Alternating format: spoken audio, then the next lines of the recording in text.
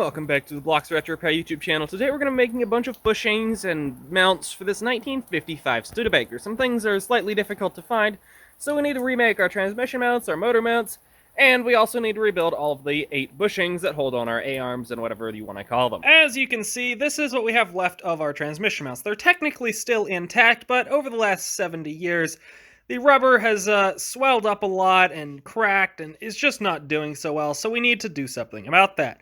What I'm going to do is we're going to make these ourselves. We're going to reuse the metal, but we're going to replace the rubber stuff on the inside. To do that, we need to cut off this excess rubber, and then we're going to 3D scan this, and then we're going to make ourselves a little thing that we can slot this into and fill up with our new rubber silicone type stuff. Basically, we're making a mold. I've gone ahead and I've put a whole bunch of rust converter metal etching stuff on this that'll convert the iron oxide to an iron phosphate, which is neutralized and won't let it rust any further. And then we'll be able to paint this so no new rust will be able to form on top of that. I've realized I hate 3D modeling. We all knew that. But let's be real.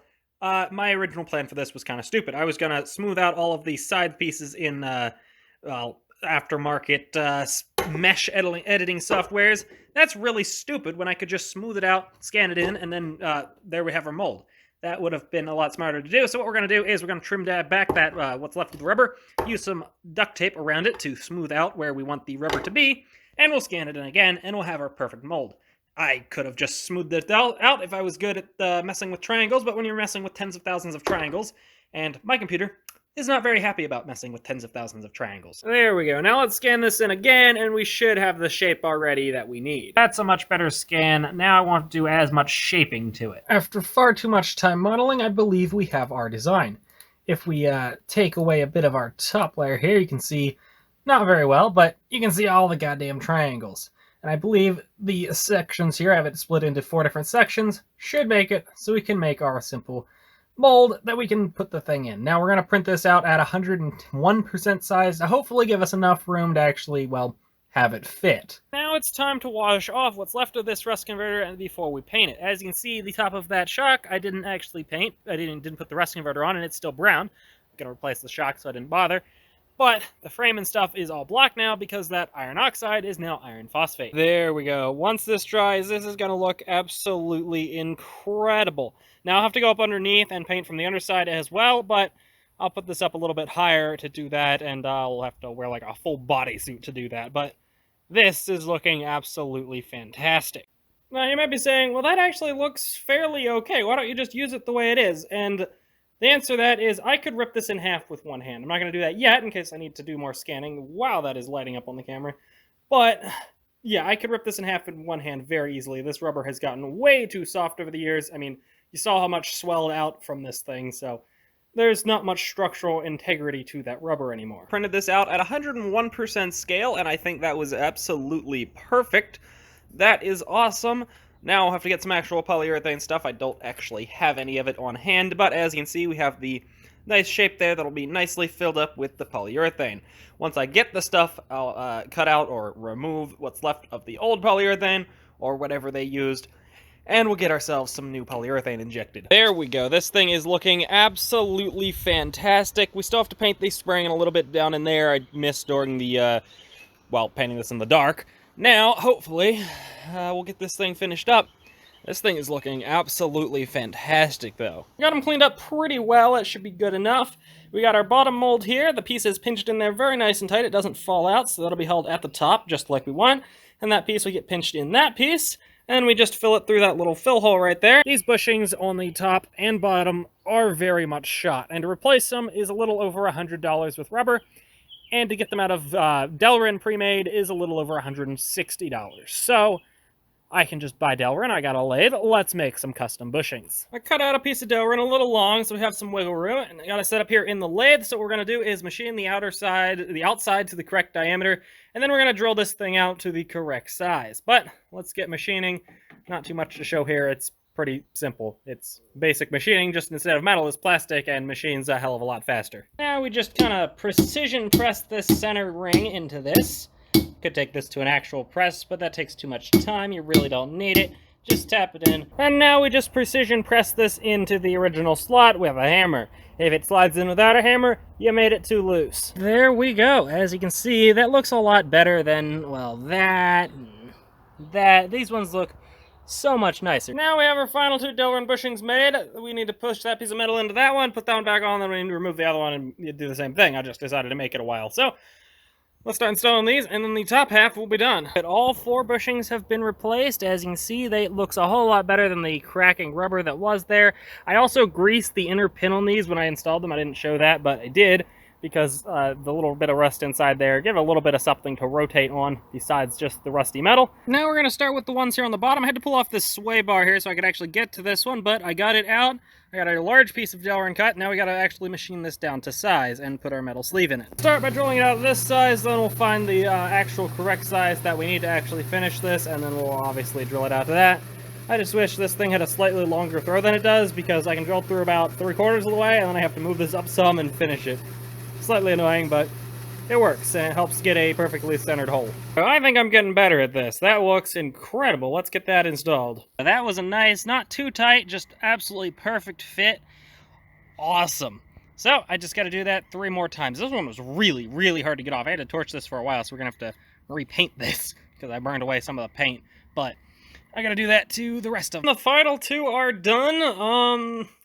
Yeah, that's a lot of plastic. I had to cut a lot off to get these ones to fit, but let's get these installed, and these are the final 2, and we'll have all brand new Delrin bushings all around the front suspension. All 8 bushings have been replaced with Delrin. Now, the Delrin doesn't have as much cushioning as the original polyurethane would have. However, it doesn't really matter too much.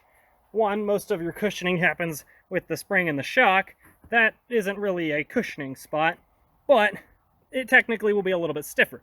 But that's also a double-edged sword on being actually somewhat good, because it'll make the vehicle less boaty, as it will have less sway in these moving side to side and all that fun stuff. It'll keep your wheels more straight whenever you're trying to make turns and stuff. This is something a lot of people do on more high-performance cars than this Studebaker will be, but it's something to keep your front end a little bit stiffer, to keep it a little less boat-like. So it is something people do, and they actually are considered an upgrade, so why not? Now it's time to actually use this mold correctly. I tried it with some polyurethane-based caulking. That did not work. As you can tell by the duct tape, the cardboard tube was not up for the task of being used as an injection molding device. And 2, it would not dry correctly because there was so much of it, it refused to properly dry. So I've cleaned it all out, and now we're going to use some proper stuff for this. What we're going to be using, we're going to be using Flex-it 70. It has a shore rating of 70, which should be around the shore rating of the original rubber. That's the flexibility rating, basically. We have some black dye to make it black, and we have some release agent for the mold. Now, this stuff is a 1-to-1 stuff you mix up. It is polyurethane casting resin, by the way. It's 1-to-1, so we're going to mix it up in that cup there, and we're going to try to use a syringe and inject it into the mold. Gone ahead and put a layer of this stuff on the mold. It creates a, film over it. It's actually quite interesting. It, I think, will work pretty damn well, which is better. It was a $20 can. But let's mix this stuff up. We have to be quick, because this stuff has a working time of 6 minutes, which I feel is absurdly little, but I guess we gotta move quick. I guess I'll put one of these in, then put the dye in, then mix the other one in. I'm not sure how this works. I guess the instructions probably will tell me. So I'm gonna do that, and then we're gonna try and use the syringe, which actually I better check and make sure this syringe fits the hole in my mold. That might not. I was able to suck it up into the syringe, so let's see if we can inject it in that little hole. So we'll see if this works. This stuff's a little bit more runny than I was expecting.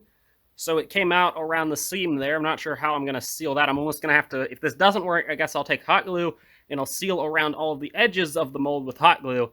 And then I'll put the epoxy in, and then once it dries, I can peel off the hot glue and do that. That would probably have been the much better solution. I recommend doing that. We'll do that for the next one. But we'll see if this one turns out, see if enough stayed in it or not. But I guess we'll find out. Been enough time to see if we got to redo this one, which, judging by how much leaked out, quite possibly. I cannot believe that worked. That turned out beautifully. Obviously, it's really slimy because of that mold release stuff, which was definitely worth it. This just fell out of the mold, basically. But it's got pretty much the right hardness, in my opinion. That's nice and hard, but obviously still flexible. We'll take a razor blade and we'll clean this thing up, but I think we got ourselves a perfect transmission mount. Cleaned up a little bit. Looks absolutely fantastic. Now I'll tape this, tape the silicon stuff up and paint this metal so it's not just bare steel. I didn't want to paint the bare steel before because I didn't want the epoxy polyurethane stuff sticking to the paint because I was afraid then the paint would peel off and then there'd be nothing holding it together. I figured this stuff would get a much better bond to the bare metal than it would to paint. Now we need to rip apart this other one so we can do the same thing did. I'm not sure why the bolt's so much shorter on this one. I guess one of them must have been replaced at one point. But let's get all of this old rubbery gunk out of here and get this thing ready to be molded. Now, since this is not the exact same mount as the other one, apparently, it's probably an aftermarket, or maybe the other one's an aftermarket, I don't know which. It doesn't exactly perfectly fit in the mold. I probably should have 3D scanned this one before I tore it apart, but I didn't think about it. I didn't think about it being that different. But what we're going to do is we're going to actually hot glue the mold shut this time, and we're definitely going to have to do it because this one creates a little bit of a bigger gap between the plastic and it. So we'll use that hot glue just to fully seal this up so I don't make a mess on the floor again. Since we're going to try and seal this a little bit better with hot glue this time, I added a hole to the mold to let air in, so whenever I'm injecting, the air has somewhere to escape. And two, whenever it starts coming back out of there, I know it's full. So let's put this together and hot glue it. That worked so much better. The only drippage is out of the weep hole that I drilled, so that told me it was full. So now we're going to let this thing sit and dry. It is dripping a little bit out of my hot glue, but nowhere near where it was. So this worked a lot better. So let's let this dry.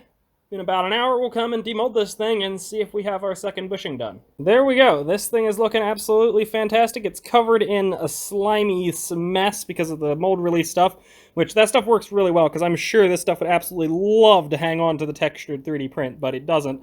So once this is 100% cured, it's still a little bit soft, so we'll let this cure a little bit longer, and then we'll trim all this gunk off and wash off all this sliminess. The second one is now 100% finished and cleaned up. Obviously, they mount on the bell housing like that. Awesome. So this should work pretty well. They have a sure rating of 70, which again is about the sure rating of the rubber. I just dropped it almost. Which, as you can see, it has a little bit of flex to it, but not too much. So the multiple hundred pounds that are going to be sitting on these most likely shouldn't completely just smash them, and they should have enough vibration dampening to, well, dampen the vibrations. Now, of course, after I finished these, I did actually find them for sale. Apparently, these are called rear engine mounts, not transmission mounts. They mount on the bell housing. I would consider that a transmission mount, but sure. But technically, we saved money, because a pair of them is $75, so we saved some money. Now we need to rebuild our front motor mounts here. This one was actually already broken. This plate came off of the original rubber already, so we need to repair that. Well, okay, we're going to replace all of the rubber. And this one here, it looks like it's been compressed quite a bit, and it's all cracked up. So we're going to replace the stuff in that one as well. So first up, we need to remove all of the old rubber, and then we can get these things sandblasted and get these things ready to be rebuilt. We have our 3D printed mold here. I think this should work. We have our injection point, our air vent point. So, I got our 2 plates of metal. Let's get these things sealed up. We'll put our mold release spray in here first, then we'll put these metal plates back in and seal it all up. There we go. It was a little bit difficult to get it out of the container. I probably should have done a split container, but it worked. I got it out. There's a little bit of a hole right there where the fill hole was. It settled down a little bit, so we'll probably add a little bit extra when we have a little bit extra from the next one. But once this is fully cured, we'll wash it up and get it to shape. Well, just clean up the shape. There's not much cleaning that actually needs done to this one. Filled up, let's let that dry and see if we can get that out of there. And originally criticizing the only 6-minute work time, but honestly it seems to be plenty. And then it being ready to pull out of the mold in like an hour is amazing. It's a lot better than having to wait 24 hours. This would have taken so much longer. Both motor mounts are perfectly done. The second one did not survive in the mold. The mold had to be smashed to get it out. I did not put enough mold release spray in it. If I remake the molds, do any of these for the other Studebakers, I'll make a clamshell that mounts on the sides and not the weird can type that I did. But we now have both motor mounts done and both transmission mounts, and we got all new Delrin Bushings for the front, so saved a good bit of money today. And I mean, these things are made out of the same stuff they would be if you bought them, polyurethane. So new mounts for the transmission. We have new bushings for the suspension. Sometimes working on these old cars, you gotta get a little bit creative. And, well, I think we successfully got pretty creative here today. But if you like what you saw, please leave a like and subscribe. I'll see you next time.